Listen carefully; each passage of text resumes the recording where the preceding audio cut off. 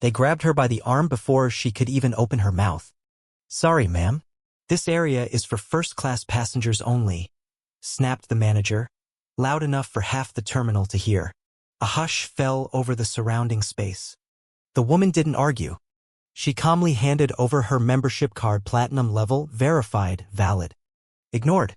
We need to reconfirm this," the manager muttered, signaling to security with a careless flick of his wrist. Within moments, the elegant black woman found herself escorted like a trespasser while the white man who'd been in line behind her strolled through with a casual nod and a smile.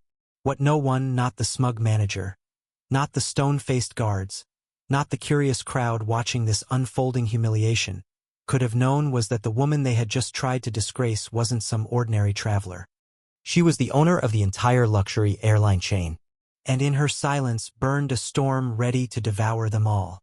The sky over New York had not yet begun to brighten, but LaGuardia Airport was already pulsing with its usual rhythm, heels clicking, wheels rolling, announcements echoing over terminals. Among the flood of business travelers, one woman stood out not by appearance but by presence. Her name was Simone Langston, CEO of Langston Equity International, a multinational finance powerhouse. Dressed in an elegant black coat and carrying a leather briefcase worth more than most people's cars, Simone walked toward the first-class counter. Her flight to Zurich was more than a business trip, it was the keystone to a billion-dollar merger.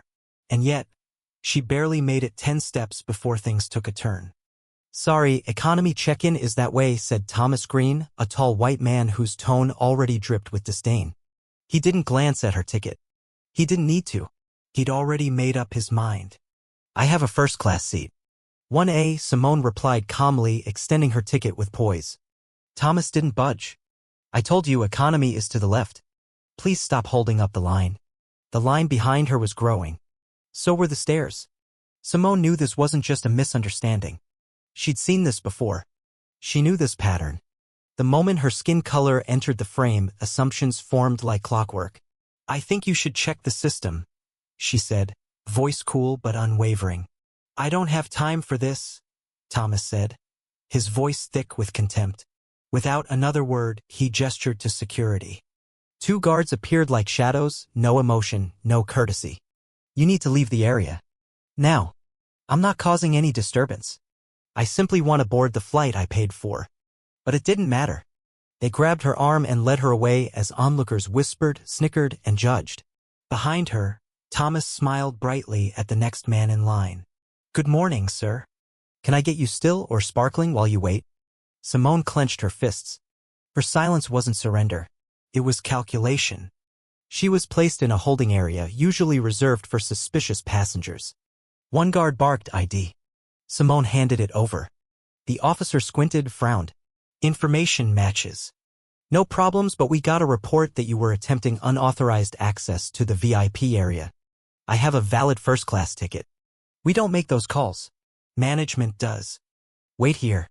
Simone exhaled slowly. Not once had she raised her voice. But inside, the anger was bubbling, steady, controlled, and dangerous. Back at the counter, a young woman new employee looked at Simone's name on the passenger list and whispered, "She's on the manifest." "First class." Thomas barely glanced. "You're new. You don't know our passengers. People like her always try to sneak in. Let one through and next thing you know, anyone thinks they're welcome." He didn't just ignore Simone's booking. He erased her name from the first-class list entirely, like deleting a line of code. Clean. Heartless. Final. Simone was escorted to TSA. Her briefcase was opened with deliberate aggression by a woman named Sandra Mitchell, who took one look at Simone's confidential files and scoffed. "Oh, fancy CEO, huh? Seems a little fishy carrying this much sensitive info." "That's proprietary corporate documentation," Simone replied. Sandra smiled cruelly. "Ma'am, I'll decide what's suspicious. Unless you've got something to hide?" The search became a display. Items pulled out slowly, theatrically, exposing everything to the curious eyes of staff and strangers. Meanwhile, a white businessman was allowed through security without so much as a second glance.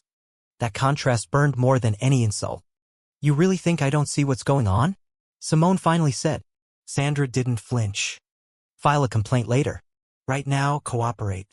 Even after the search, the mistreatment continued. Her boarding pass, now displaying seat 32B, was a mockery. She approached Thomas again. "My seat is 1A. What is this? We had to reassign it. The system's accurate. I paid for first class. I was never notified of a change." "Sorry, ma'am." Priority seating was given to more important passengers. Simone's lips tightened. "Define more important." Thomas leaned in. "The ones who deserve it." Simone stepped back, fire in her eyes. "I want to speak with your superior." He raised his voice.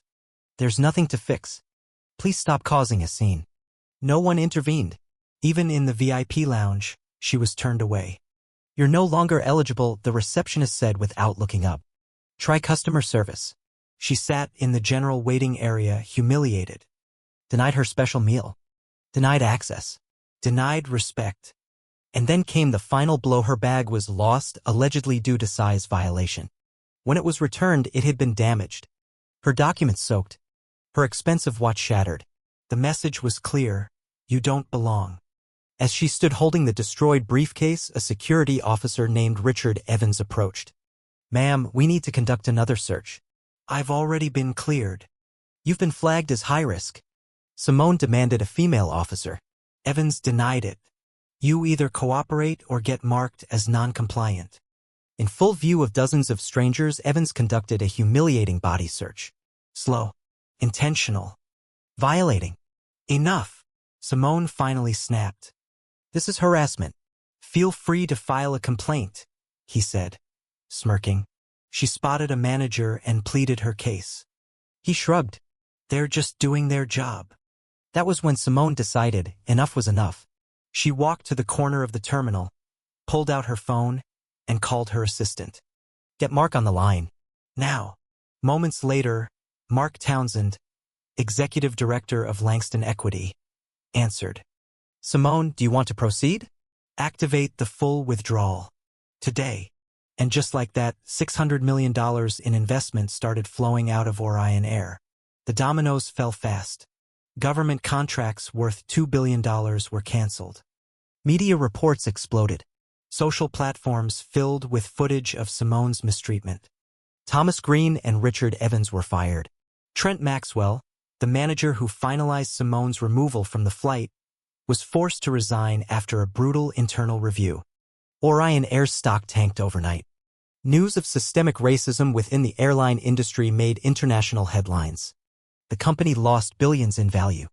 CEO Leonard Grant stood before cameras, pale and shaken, issuing apologies that came too late. "We deeply regret what happened to MS. Langston. This is not who we are." But everyone knew it was exactly who they were. Simone Langston never appeared on TV. She never gave an interview. She let the consequences speak for her. Airlines across the globe launched internal audits. New policies were drafted. Diversity training was mandated. Quietly, the industry changed. Simone returned to her work, unbothered, unshaken, but transformed into a symbol of grace under fire and justice served with silence. Her story lived on not as a tale of revenge, but as a blueprint of dignity. And to those who tried to erase her that day at the airport, they would never forget her name.